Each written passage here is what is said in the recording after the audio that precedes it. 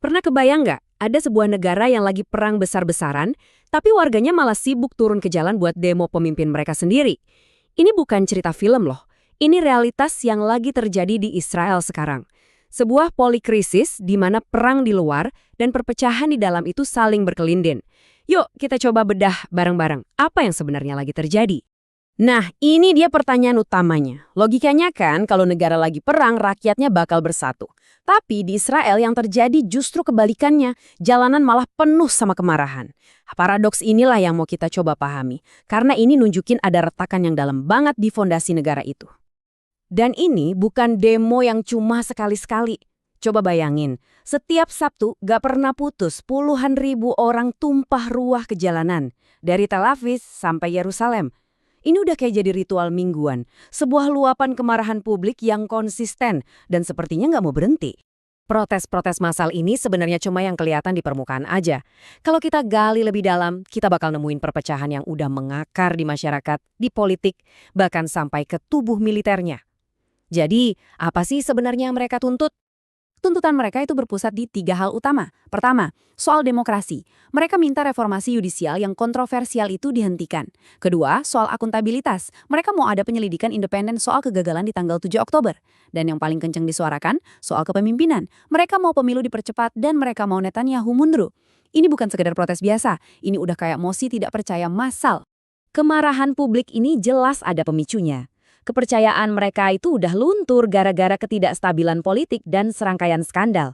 Nah, inilah yang kita sebut sebagai krisis kepemimpinan. Di tengah semua kekacauan ini, muncul lagi skandal baru yang disebut skandal Qatar. Coba bayangin ironisnya, orang-orang dekat Netanyahu dituduh punya hubungan rahasia sama Qatar, negara yang sama yang selama ini dituding mendanai Hamas. Jelas aja ini langsung bikin sisa-sisa kepercayaan publik meledak. Dan ini bukan omongan kosong loh. Mantan Perdana Menterinya sendiri, Naftali Bennett, sampai bilang kalau ini adalah tindakan pengkhianatan paling serius dalam sejarah Israel. Kalau seorang mantan PM udah ngomong sekeras itu, ini jelas bukan lagi masalah politik biasa. Posisi Netanyahu sekarang itu ibarat orang jalan di atas seutas tali. Di sebelah kanan, sekutu nasionalisnya teriak, perang harus lanjut.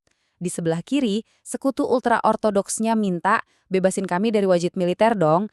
Dia harus nurutin kemauan dua-duanya, karena kalau salah satu aja cabut dukungan, pemerintahannya bisa langsung ambruk.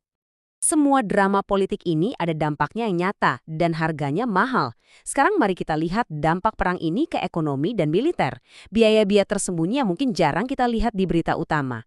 Coba lihat angka ini. Lebih dari 46.000 bisnis gulung tikar.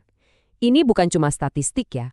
Ini tuh toko roti, bengkel, perusahaan rintisan yang jadi tulang punggung ekonomi.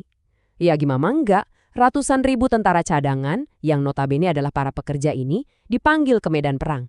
Otomatis roda ekonomi jadi macet. Dampak ekonomi ini benar-benar terasa sampai ke urusan dapur. Hampir sepertiga keluarga di Israel sekarang ini kesulitan pangan. Artinya, keluarga yang tadinya hidupnya cukup, sekarang harus berjuang cuma buat nyediain makanan di meja.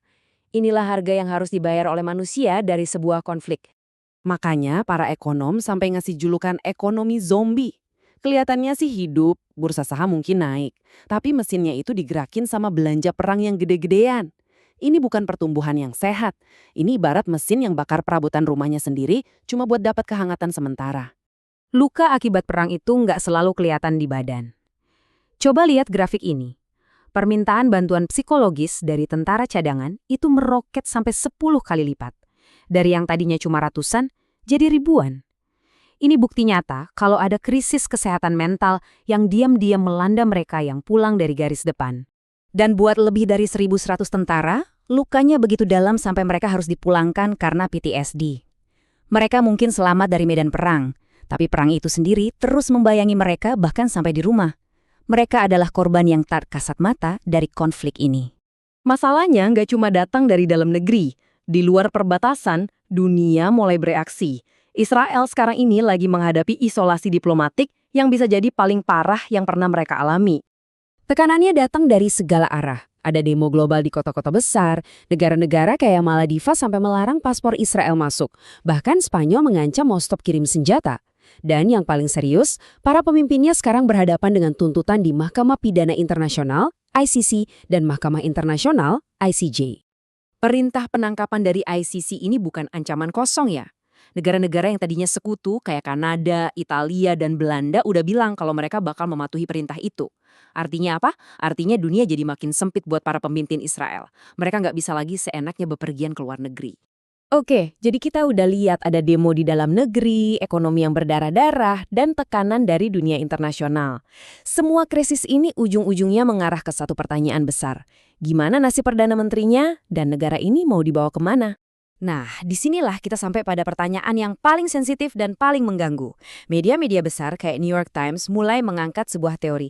Jangan-jangan perang ini sengaja dipanjang-panjangin bukan demi keamanan negara, tapi demi menyelamatkan karir politik satu orang. Teorinya itu kayak efek domino yang mengerikan buat Netanyahu. Coba kita urutin ya. 1, kalau dia stop perang. 2, sekutu sayap kanannya bakal ngambek dan keluar dari koalisi. 3, pemerintahannya jatuh. 4, pemilu baru digelar dan kemungkinan besar dia kalah. 5, dia kehilangan jabatannya. Dan ini yang penting, dia kehilangan kekebalan hukumnya. 6, dia harus langsung menghadapi sidang kasus korupsi yang udah nungguin dia. Pemimpin oposisi, Yair Lapid, merangkum tuduhan ini dengan sangat tajam.